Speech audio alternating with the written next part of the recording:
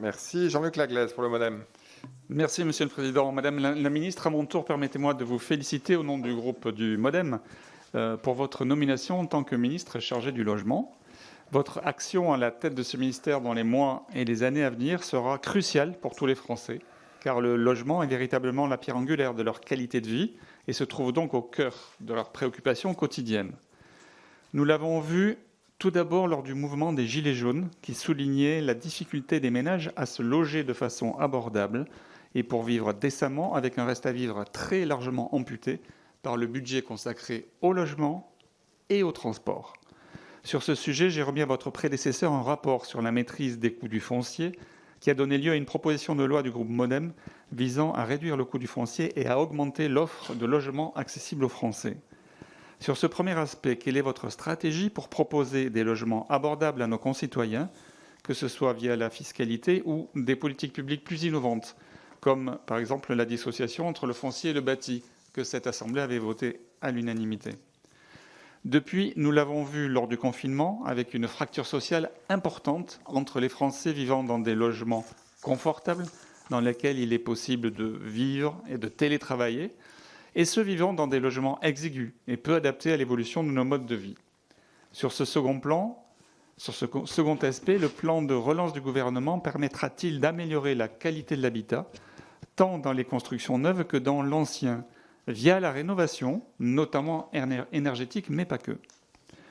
Enfin, nous le savons tous, les attentes de nos compatriotes en matière de préservation de l'environnement et de développement durable sont de plus en plus exigeantes. Je salue d'ailleurs le transfert symbolique du ministère du Logement dans celui de la transition écologique. Sur ce troisième aspect, quelles sont vos ambitions? Je sais que vous en avez, et nous en avons ensemble, pour recycler les friches urbaines et mettre en œuvre un urbanisme circulaire fondé sur la reconstruction de la ville sur la ville, la transformation de l'existant et le recyclage des espaces déjà urbanisés. Je vous remercie. Merci. Sur la libération du foncier, c'est un sujet essentiel, puisque si on veut avoir du logement abordable, encore faut-il pouvoir trouver du foncier. Et vous êtes nombreux à m'avoir interpellé sur le sujet. J'y reviendrai. En tout cas, c'est l'un des éléments de cette politique publique qui passe notamment par le travail sur la récupération et la réhabilitation des friches, mais aussi sur un travail volontariste en matière de libération du foncier public et sur une question un petit peu plus globale, comme le disait Jean-Luc Laglaise tout à l'heure, sur la maîtrise du foncier et la capacité à répondre à cet enjeu. Sur la réduction du coût du foncier, j'ai commencé à répondre un peu. Moi, je suis extrêmement sensible au sujet de dissociation du foncier et du bâti. Je pense que c'est vraiment une très belle perspective.